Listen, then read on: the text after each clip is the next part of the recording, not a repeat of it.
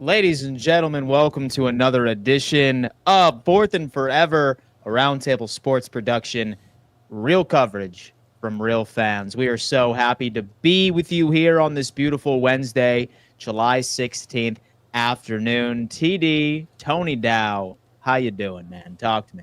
I'm doing great. It's another beautiful day. We get to be here on Fourth and Forever. Everybody watching right now, y'all hit that like button. Let your friends and family members know about the channel. We are revving up into the regular season.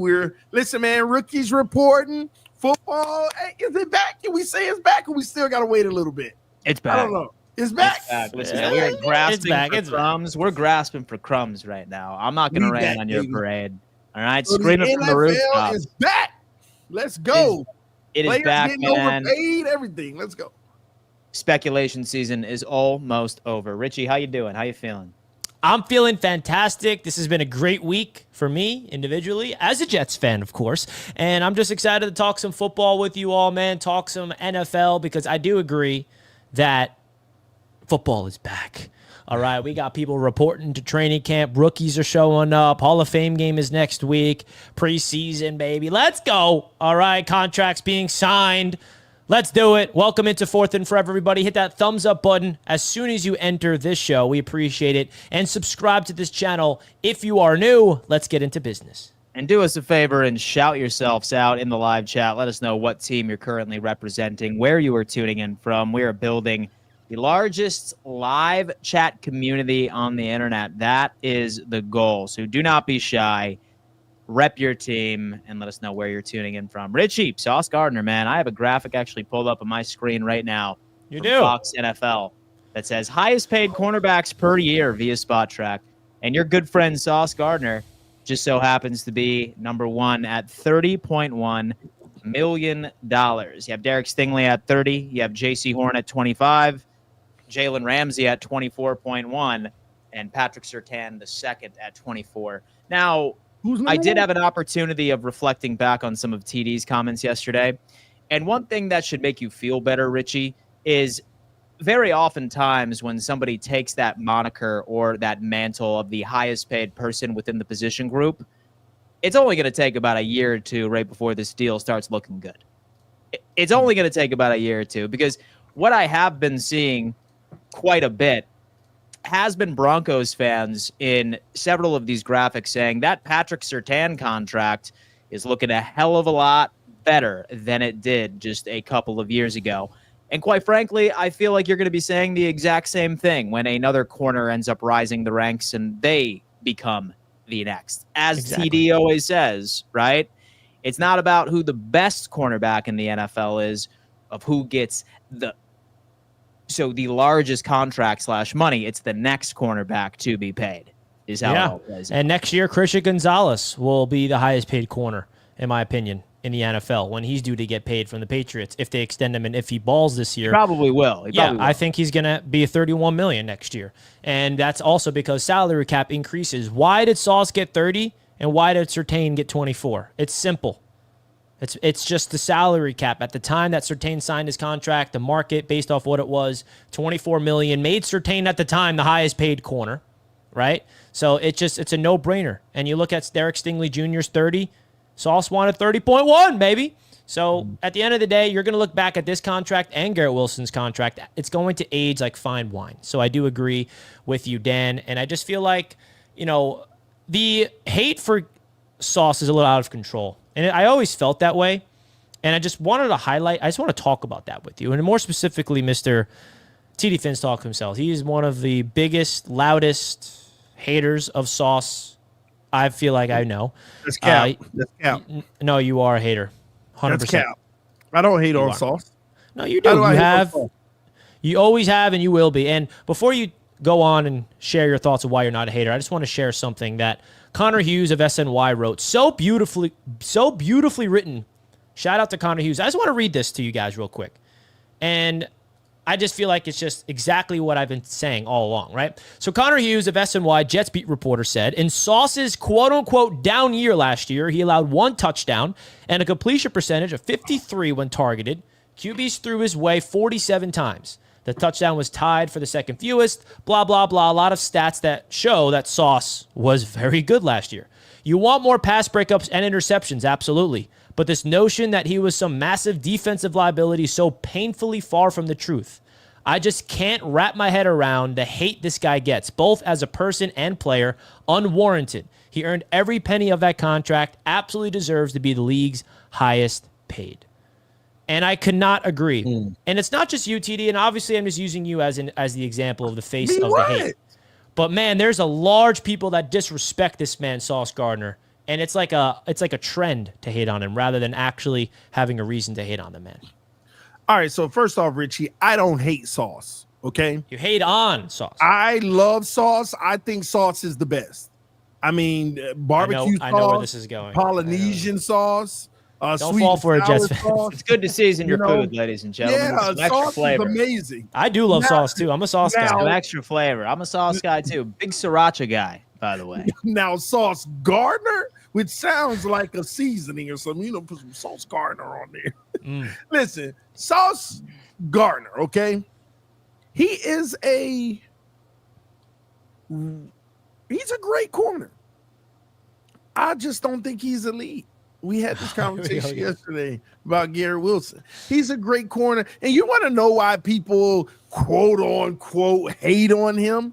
It's because they watched this man for 2 years hold everybody up and down the field with no calls. See, this is the narrative that you like. Oh, go on. It's true. I mean, it's on film, Richie. You can't run from the film, okay? And last year, they finally, held him accountable a little bit because they still want him to be a star. In New York. They held him accountable a little bit, and he had a down year. Now, that down year was still really good, So he's a great corner.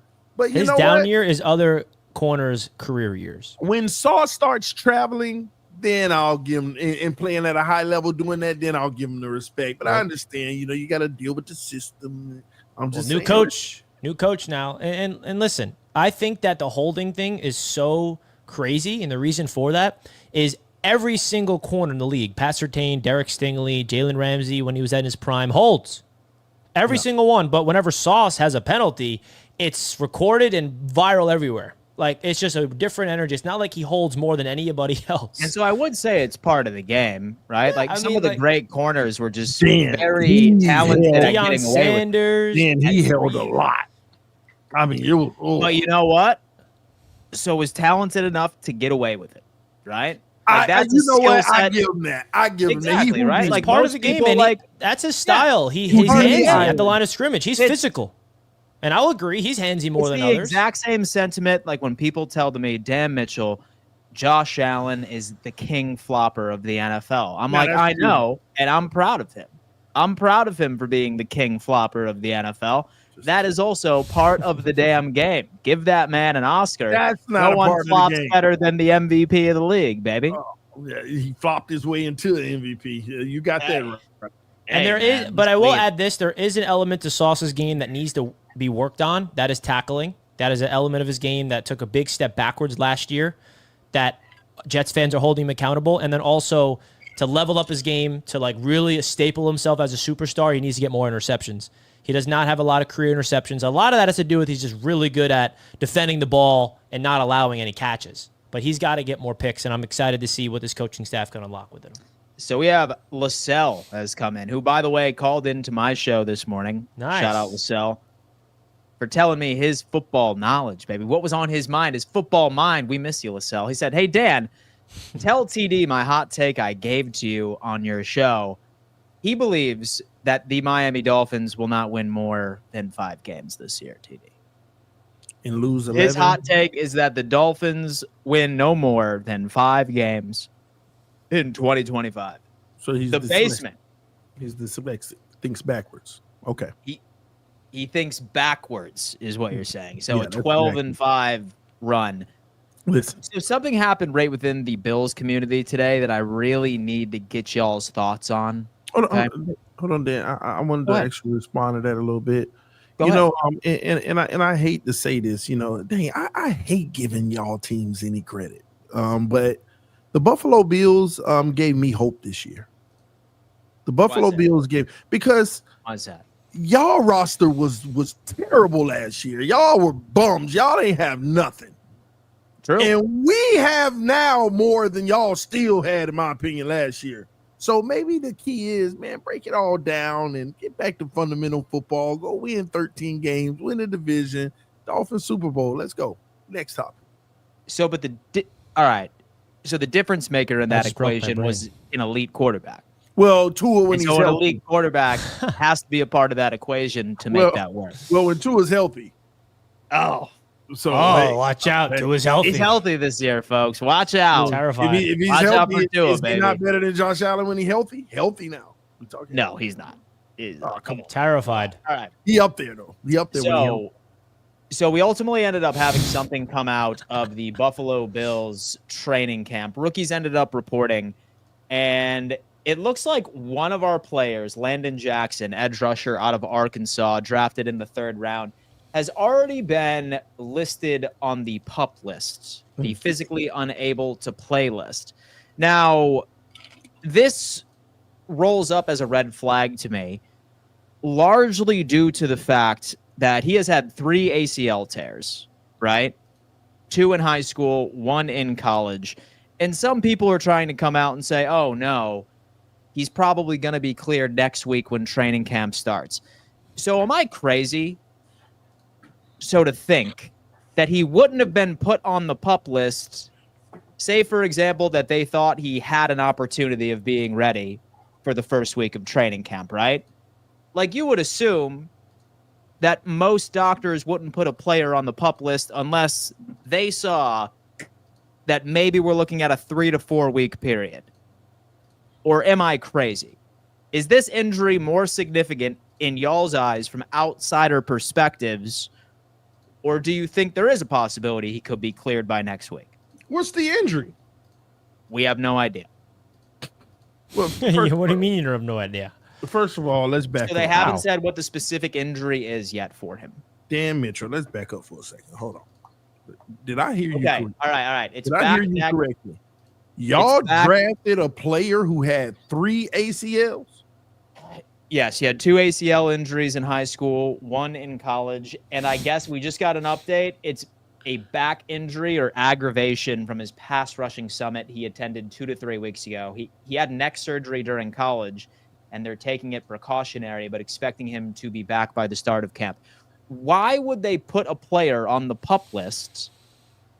Why would they go about putting him on the PUP list if they anticipated that he would be back next week? Why would they do that?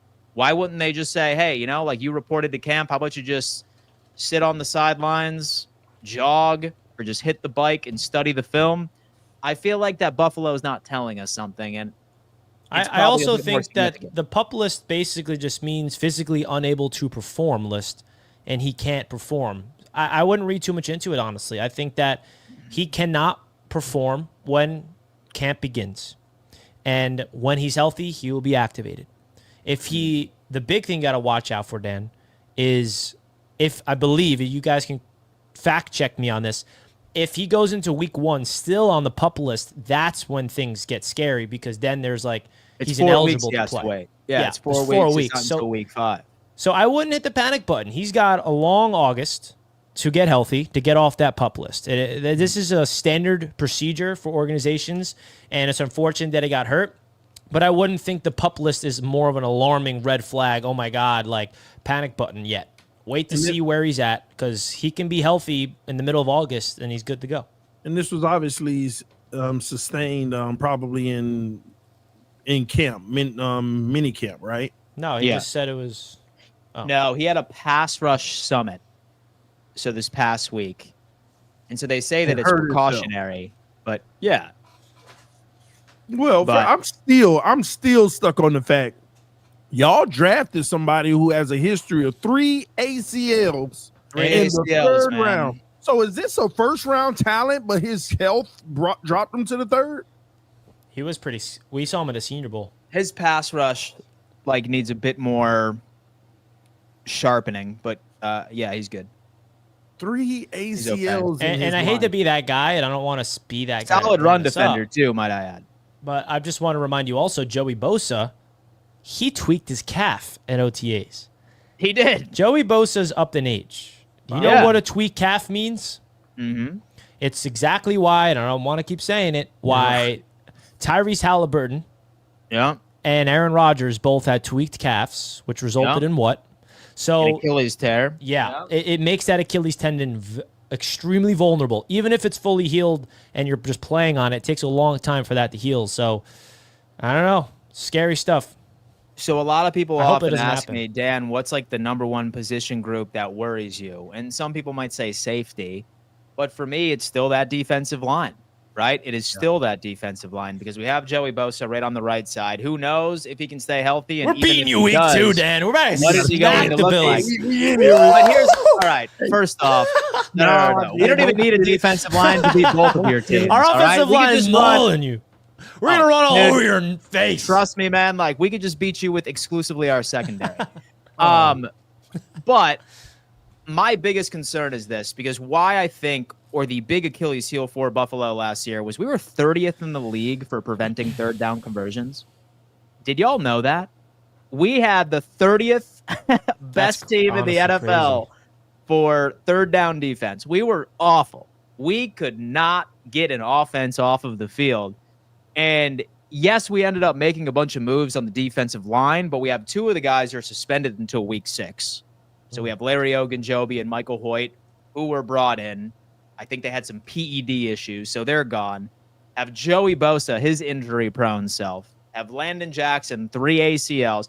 All I'm saying is that I hope it works. I really hope it works. I don't think Buffalo needs to be a top 5 third down defense in the NFL, but just get me right in that sweet middle of the league, baby.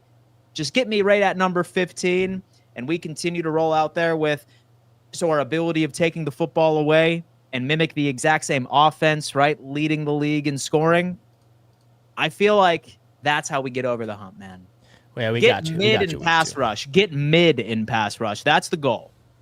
That's the goal. We are searching for mediocrity in pass rush, and that wins us a Super Bowl, baby.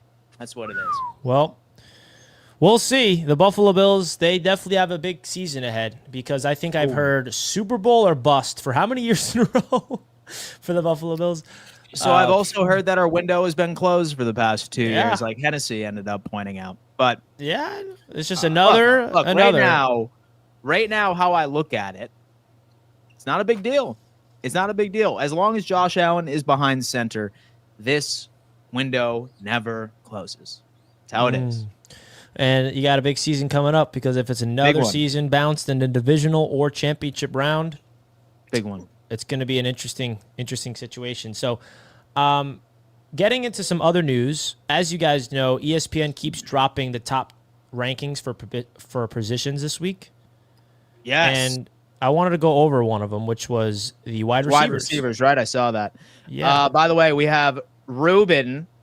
He came in. He's our Texans representative. He says Sauce is overpaid. LMAO. How you like that 30.1? Huh? You like that 30.1? And he says that $100,000 more? Stingley is the best corner in the game. You wish, Ruben. He just Take that wants L. to. The Jets own the Well, Texans. Stingley is a the last 2 dog. years. He is a dog. He is Yeah, a dog. Stingley is a dog. And so I will give it right to that Houston Texans defense. Very He's fun dog. to watch. He's a dog. It's very good. All right, so I want to hear TD Fins talks top 10 wide receivers off the top of his head right now, and then we'll compare it to this. Can you give me that TD off the top of your head, or is that not something you can do? Top 10 Wide receivers. Top 10 wide receivers. Ooh, I'll this is try. good. I'll try. I'll probably get to 7. Obviously, number 1 better be Jamar Chase. That's my opinion. Number 2, I would probably have to go with Justin Jefferson. Number Okay, I don't hate 3, I would go CeeDee Lamb. Okay. Number That's good. 4 right now, I would go Tyreek Hill. That's my list there. That's it. You know, That's your list. Yeah, that's your list. Number 5, I'm gonna go Devontae Adams. My 5.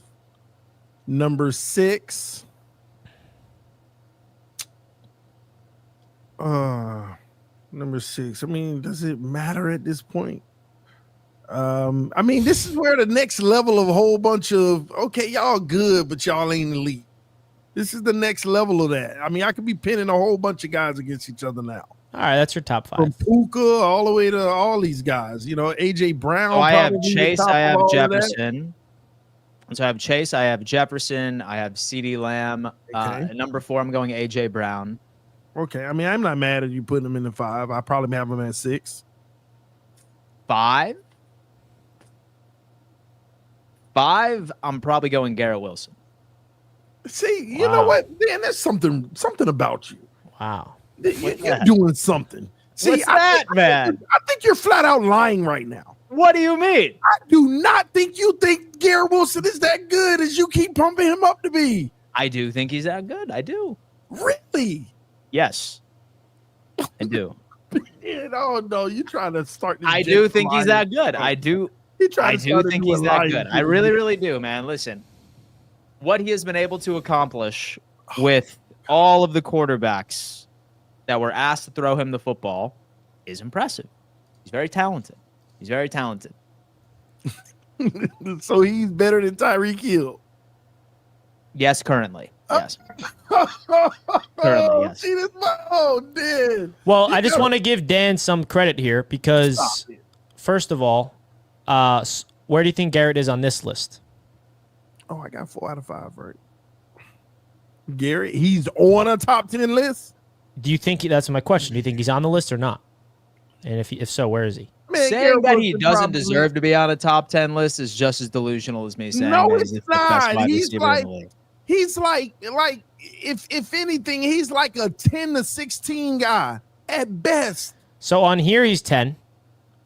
And just to defend Dan's point and TD's point, I guess, because you can see there is a polarity with the opinion on Garrett Wilson. The highest ranking that an exec or someone did was 6. And the lowest was unranked, which just means 11. Or Dan put him 3rd. No, Dan did not put him 3rd. He put him 5th, which is just one shy of 6. No, name your top 5 again. I said Chase, I said Jefferson, I said CeeDee Lamb, I said AJ Brown, and then Garrett Wilson. Yeah, you were still reaching. It's crazy. And what was the lowest someone put him? Unranked was just 11, which means 11 or yeah. No. Yeah, that's what unranked is the top 10. It can mean 15. No, that's all we know. These are he would have been in the honorable mentions. He beat these guys. He beat Puka, Terry, He not better than Puka. I'm not even sure he better than T. Higgins or Devontae Adams. Now, I am in the middle. I'm not putting Garrett at 5 or 6 on my list. Personally, as a Jets fan, I still think that Garrett's got to prove himself this league to kind of put up those real big-time numbers before he can justify he's a top 5 receiver in the league. I think he has the talent to prove it, but he hasn't really proved it yet. So with that, I think Garrett Wilson is like number 8 or 9 for me on my list. So I am intrigued of looking at that list again because I do have some complaints, especially once you end up getting past the 5. So here is the list from coaches, executives, and scouts. So my thought process, here's some wide receivers I think that got the short end of the stick / some disrespect. I would still like to see, so with Adams on this one, I probably would still include Adams. I agree. Scary Terry, once again, absolutely disrespected. Absolutely disrespected in the Scary Terry category, right? And I think Nico Collins is a little bit overrated. Nico, no. I mean, he's good. I'm not saying he's a bad wide receiver, but I just don't think he's 8th. He's good, but I would feel a lot more comfortable with Terry McLaurin being there or Devontae Adams being there. Yeah. Dare I say Puka Nacua? Yeah, I would take Puka. Maybe one of those 3 I think could have replaced Nico. As far as Malik Neighbors, I get it. You're super excited. But it is his first year, and he was quite literally the only option for that offense. He was the only option. So that guy's targets were through the damn roof. Of course, he was going to have a crazy season. I think he's going to be good. He's going to continue to be good. I would argue that Brian Thomas Jr. is better than Malik Neighbors. Yeah, I want to put Malik in there right now. I probably wouldn't put Neighbors in there right now. I wouldn't. And that's no disrespect to him. It's just, okay. Yeah, and then the honorable And mentions. Mike Evans, yes, he's consistent, but like, would y'all still consider him to be top 10 right now? Who? It's a Mike Evans. Absolutely. Yeah. See, the thing with Mike Evans, he's like a perennial 10, but it's perennial. He never fails. It's always going to be there. Yeah. So he's consistent. He's in there every time. He's super I think he's consistent. right where he should be at number 9. I'm not mad at that. But like you look at the people that are left out: Terry McLaurin, Puka Nacua, BTJ, DK Metcalf, T. Higgins, Devontae Adams, Devontae Smith, JSN. And I mean, all those guys probably won't make it, but yeah. Jalen Waddle all the way down. Is he not a single Bills receiver? Is entertainer Richard. Jalen Waddle is like the not a last single honorable Bills receiver is also even receiving listed in the votes. honorable mentions, which is terrible. What can you do? Then? Not even a single Buffalo Bill has received the vote. Not a single Buffalo Bill received a vote. Hey, it's all right. Hey, it's all right, man. Listen, we flex that. We wear that like a badge of honor over here. I like this, though. I think they also released the linebackers, or where are we at with these lists? Yeah, the Lad McConkey one, that was interesting to me. Well, Lad McConkey's better than Jalen Waddle. I'm not going to dispute that. Yeah, I mean, thank you. I mean, you know, ball. I put him in the same realm, but Lad McConkey, I might take Lad McConkey over Garrett Wilson too, though. Mm-hmm. I'm serious. Here we go again. I'm just saying, man. Yeah, Lad McConkey could potentially be up there, who, by the way, made the NFL top 100 lists. Wow. Right? Made the NFL top 100 list, which is I pretty want to insane. know how many quarterbacks going to be on this top 100 NFL list. How many That's two what of I us? want. Because didn't Dak get it? Let me see. I'm going to double check the NFL top 100 so far. The NFL top 100 thus far. All right. Let's see. Bear with me here, folks. Who do you think is going to be the best player? Number 1. So the voting Josh typically Allen. happens. Lamar Jackson. So the voting normally happens around week 14, 15, I want to say. Say that I And who remember votes correctly. it? The NFL peers. Yeah, by peers. It's the players, right? Oh, this is gonna be all of it because they gonna vote Lamar Jackson. They are not gonna vote Josh Allen. I can't I wait. hope that's the case. I hope that's the can't wait. case because then what we'll do is just lay the ass whooping on week 1, and once Nah, again, stop make the them- cap, Dan. Dude, Same dude, thing gonna happen dude, like last dude, year. look, Y'all got look, spanked. dude. Lamar Jackson spanked Josh Allen when? last year. When? What week did they beat y'all early? So the regular season you're talking about.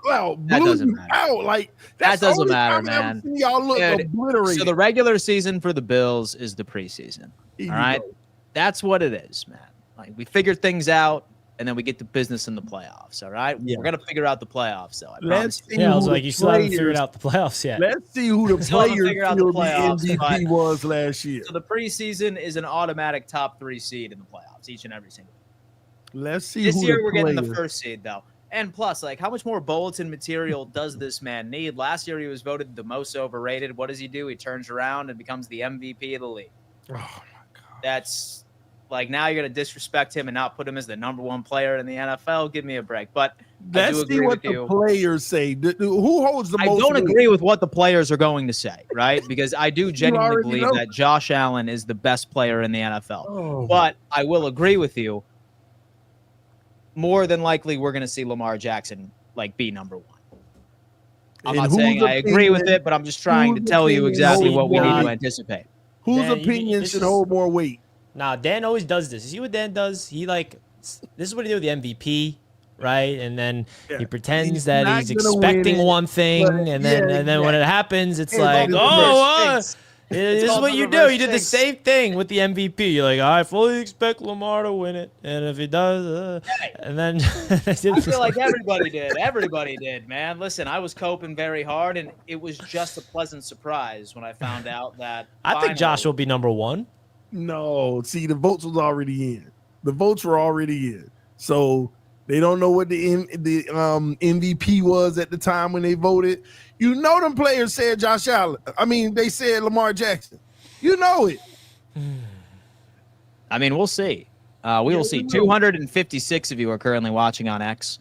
145 of you are watching on YouTube. If you are watching on X, folks, please do us a favor. Roll on over to the YouTube channel. And don't be shy, man. Listen, how many people are watching this show and are lurking, right? And by the definition of lurking, meaning not sounding off in the live chat, we are building a one big happy football-loving family. So please introduce yourself and be a part of the conversation if you so wish. Think they mad now? Just wait till Aaron Glenn elevates Sauce's game. And for everyone asking how many interceptions, let me know how many touchdowns. Hennessy. Drop the mic, Hennessy. Look at that. Oh my God. Bars. Dude, thanks for the $5, my boy. Dude, I cannot tell you how many drop the mic moments Hennessy has from training camp to week 3 each and every single year. We should rank like the top super chatters in the chat. That comes up with like the best super chats.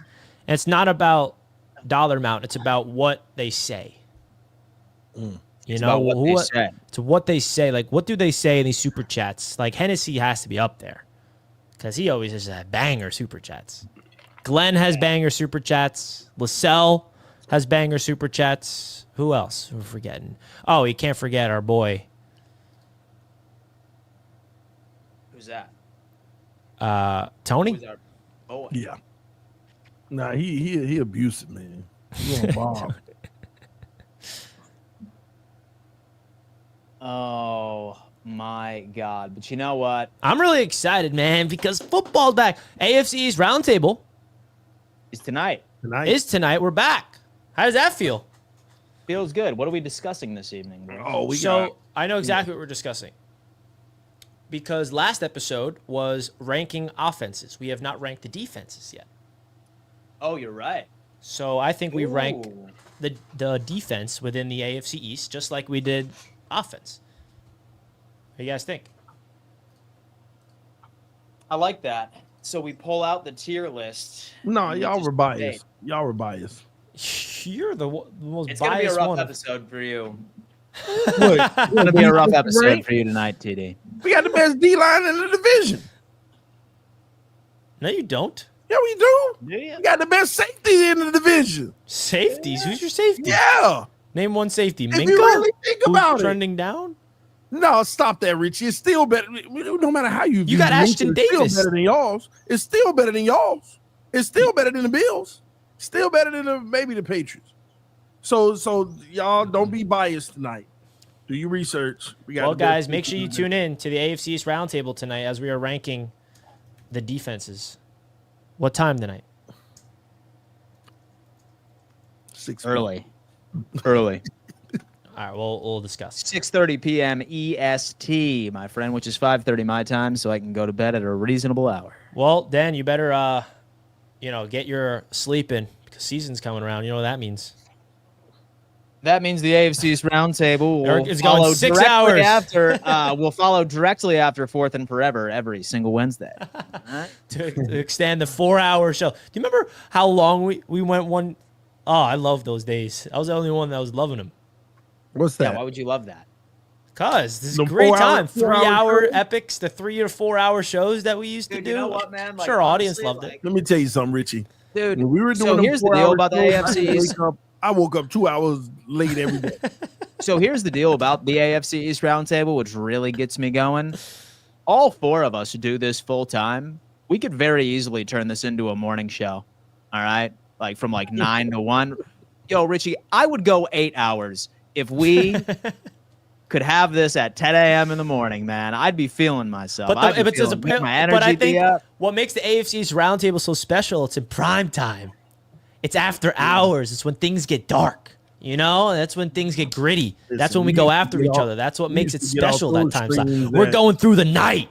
We used to get off the streams at 11:40, and I still. And let's also not forget. Remember the time we used to start when the AFC East Roundtable was just launched? Do you remember the time it went live? 8:30 or something, or 8. Yeah, that was. It was 9 p.m. EST. That was crazy, dude. Why would we do that? That's probably that's what it was.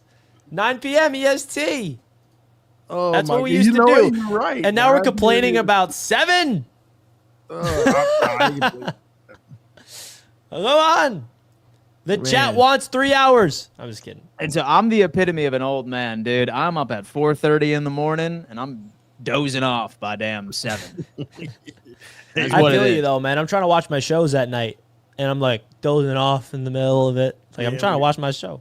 When Dan Tired. off, Dan is off. I don't call Dan after 10 p.m. Not even 9. Oh yeah. Richie be up at 11:30. Yeah, I'm up. Richie be up. Nah, you don't Oh, be up yeah, at 1, most Richie. definitely. Like, y'all have learned my sleep schedule. I have not gotten a call from Yeah. either of you past 8 p.m. Well, in like but a I will year. say this, though, that where we're different, TD. You're up late working. I'm never working at night. Like, at night, I'm doing my own thing. I'm not doing any work. My work is all in the morning and during the day. The nighttime is where I unplug a little bit and just do my own thing. You're working at night, and I commend you for that. Yeah, sometimes Richie get that missed call at 3 a.m. I'll be like, oh, yeah, I forgot what time it was. I'm like, TD, So I like to grind at like 6 a.m. to like 5. And then it's all content purposes after that. Like, that's where I'm most effective, is first thing in the morning, have the coffee flowing through my damn veins. Mine is off season, though. I only work like that in the off season, like 2, 3, 4 in the morning. Like yesterday, I went to bed at 6 this morning. I'm not going to lie. But during the regular season, I got to commute with my kids. So I'm literally waking up 5, so I can't. That's why those AFC East roundtables used to kill me. We used to get off at midnight and then get ready. We're Doing that again. Man. All right, so if we start at 7 p.m., we can end around 9:30, 10. Well, let's be realistic, because if we start at 7, that means we're starting at 7:12. No. We're going to be, guys, you heard it here first. This season, we're going to be punctual, baby. Roundtable Sports will become on time, 2 p.m. every day for this show, right? And every single time slot, we're live within the first minute. Come on, we got to get Live within the first minute. Starting, and let's also tell them, today. because they deserve the transparency, the chat. Go ahead. Why are we always late on Dan 4th and Mitchell. Forever? No. Mitchell. I'll tell you exactly why we're late. We're late every single day of 4th and Forever because TD is lazy and just doesn't show up on time. Like, it's ridiculous. All right, I'm just joking around now. And all jokes aside, we come together and we chat business before these shows go live. So, like, we're having some flow conversations and we get in some deep stuff. And then we're like, all right, we got to hit that live button. So we're doing a lot of fun things behind the scenes, is my point. Blame damage. Roundtable. Man. Now, I want you guys to help me with a thumbnail for tonight's show. I'm making it right now. Who is the defensive featured player for your team? Minka Fitzpatrick. That's easy. The best man in the division. What better player in the division than Minka Fitzpatrick? Sauce Gardner. So, you know what would be really funny? Throw Damar Hamlin up there. Put one for every team. No. Throw all of the bum defensive players like on that. So this is what I got so far. I did the Jets with Sauce, right? This was last year's thumbnail. And, you know, we got to replace Drake May, Tua, and Josh with defensive players. We're doing Sauce for the Jets. So Damar Hamlin for the Bills? No. Yeah, backed out. So I do Christian But Damar Benford. Hamlin. Y'all know I do Christian what Benford, saved, man. you know what Hey, saved y'all season last year. Hamlin hurt Tua. Hey, listen, as far as interceptions, him and Sauce have that tied, baby. Ooh, hey, we need to have a discussion. And they're tied for 2 career interceptions, Which one baby. better? All right? Come on now. Don't sleep on my boy Hey. Damar Hamlin, all right? Oh, man, Damar- folks. Damar Hamlin, man. That's pretty wild stuff. He about to set the mark. It's a wild stat. It's And I guess definitely a wild who would Kobe would go with Gonzalez. Gonzo, yeah. Because And he you thinks already he's better know. than Sauce. Yeah, we going with Minka. Best player in the division. Minka is now the face of your team, bro, on defense. That's pretty sick. Yeah, I think you He's underestimate. going to be our running D-line. rampant. I don't think you He's gonna be noticed running the rampant sign all of over that field. the sign of regression of Minka's game the last 2 years. No, he first of all, he wasn't even playing his position the last 2 years for Pittsburgh. Oh, yeah. Okay. They used him as a Swiss Army knife. Now he's going to be back in his all-pro position. Right. Yeah. Sure. Richard, you All ready? pro. Come on, man. Safeties don't age well. Jordan Poyer didn't age well. No good safety ages well. Besides well, Ed Reed. Except the greats, and Yeah, that's like what Ed Minka Reed. is. No. Minka. Minka's not a great. All right. He was great. He's gonna be a Hall of Famer. All right. Well, folks, I got to tell you, we enjoy doing this show more than you know.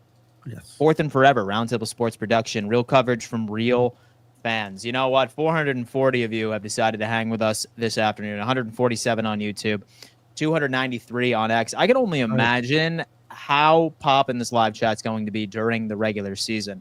So please do us a favor, guys. If you want to help assist with the growth of this show, Fourth and Forever, all we ask is that you just smash that like button. And maybe in passing, maybe when you're talking to a buddy that likes football, mention Fourth and Forever. Maybe they want to hop in and learn a little ball, right? Who knows? Anyway, Richie, what do you got to say to the audience before we send them off?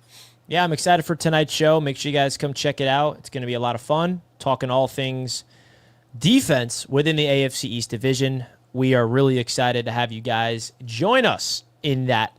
And the AFC East Roundtable, it's been a minute since we've been live over there, right? So that's definitely something we're looking forward to. So make sure you guys come through tonight, and we'll see you then.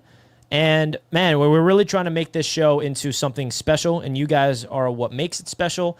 So the consistent support that you guys show us on this channel every single day means a lot, and we're really excited to have this show for the first time during a season. Man, what about you, TD? What do you got?